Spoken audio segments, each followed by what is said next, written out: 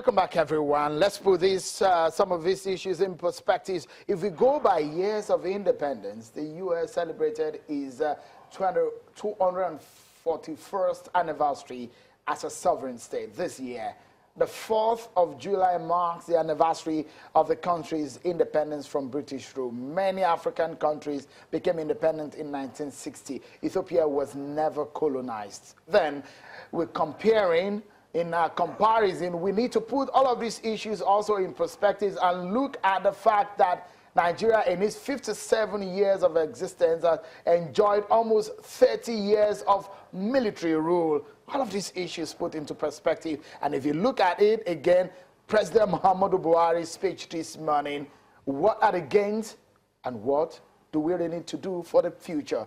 I have yet another guest on the program. He's a former governor of Anambra State. Mr. Peter Obi joins us on the program. Many thanks for coming on the program. Thank you, sir, for having me. You did say, probably you're being quoted to say that this government has failed. What do you mean? I didn't say this government has failed. I was categorical. I said, if you look at it, we are celebrating 57 years of independence. That if you actually reflect properly, that we have failed. And when I mean we, as a country, including myself, I said we have failed. As an independent, from an independent country up until now, as a country, we need to come up with the truth. What makes a difference in a human being is ability to accept when you're not doing well. We have failed as a country. So what do you mean exactly? And this is clear. I showed the example where I made that statement yesterday. In fact, this morning, I was to speak at a freedom rally organized by House Freedom. Because it was a very successful celebration or rally, as the case may be. I didn't want to spoil the mood. I was the last speaker. I didn't even want to go on and expatiating that and everything. She would tell me, I'm not even going to go back to the 60s. Let me even go from the 80s.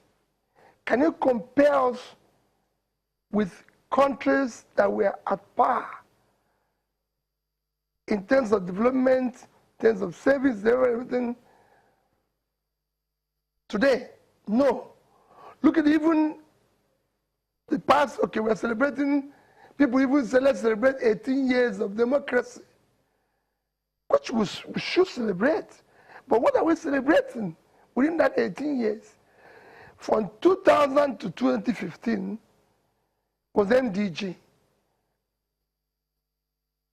Millennium Development Goals. Did we achieve any? So you can go on and on. Between 1980 and today, Nigeria has actually become poorer as a country than other nations. When compared to other nations. So I was here, and I did mention to you that in 1980, one of the most critical issues affecting our economy today is the issue of our low reserve, for example.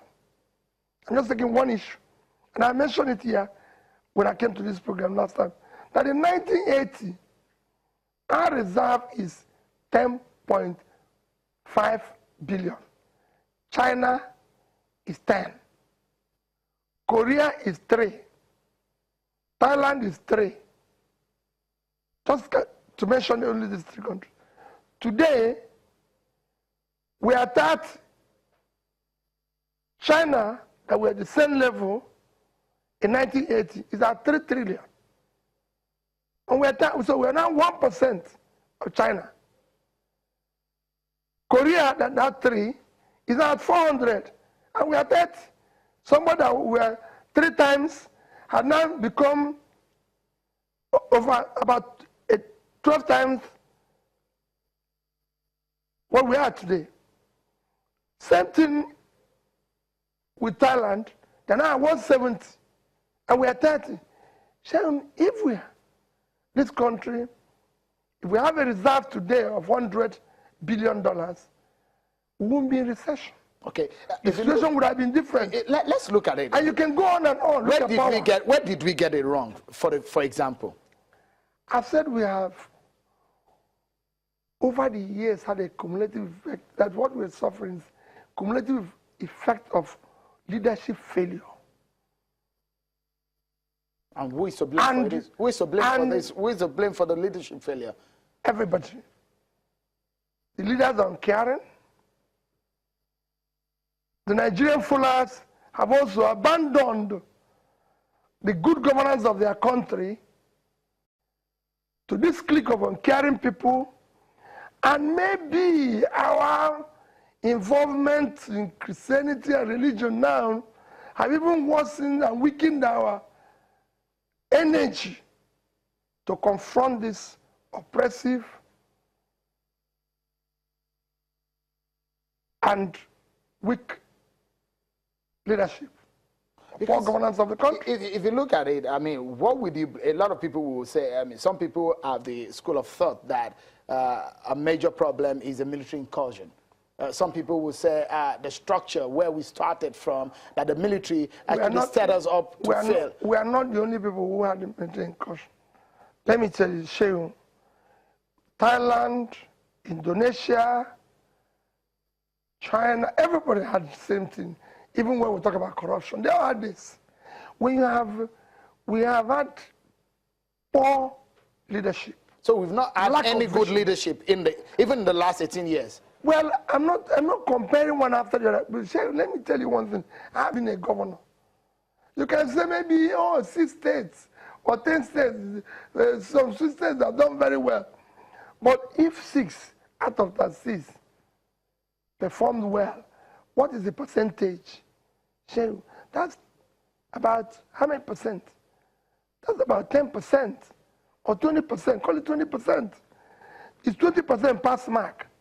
That's what I'm saying. For example, I mean, you've been in banking. For example, you have been in banking, Mr. Obi.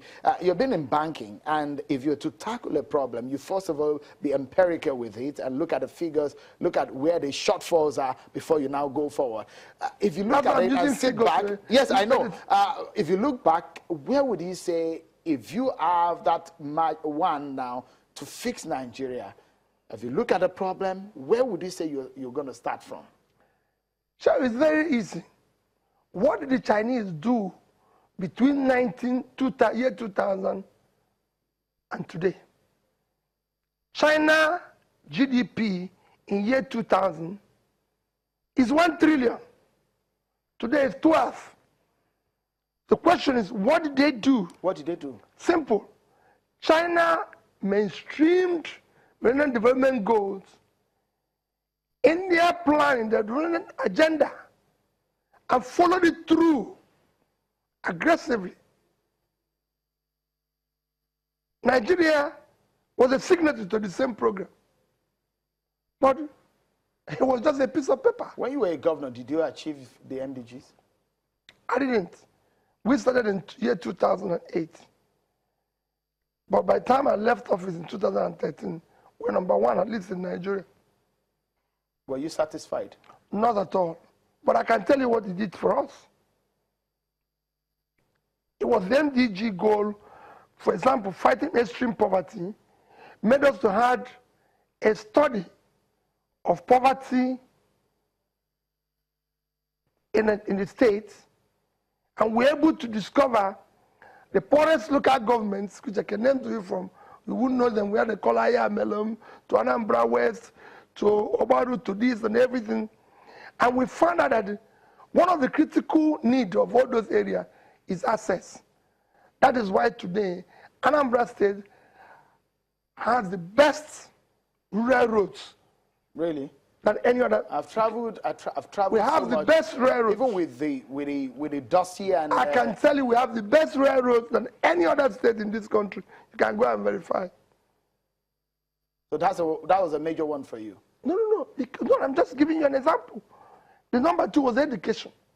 We found out that we're number 25, 26 in WAEC, and we're able to pull it from there. 2011, 12, and 13, we're #1. Because we had a goal that is measurable, time-bound, and can be followed. So our planning, our budgeting, execution was around it, and it's measurable. If the country had followed that, we would have been able to do something. So between 2000 and 2015, China was able to pull 439 million people out of poverty. And now they've moved to sustainable development goals. China have keyed into it, mainstreamed it into their developmental agenda. And today, China, if you go there now, have said they're going to put 60 million people out of poverty between now and 2020. All right. Which one are we? Okay.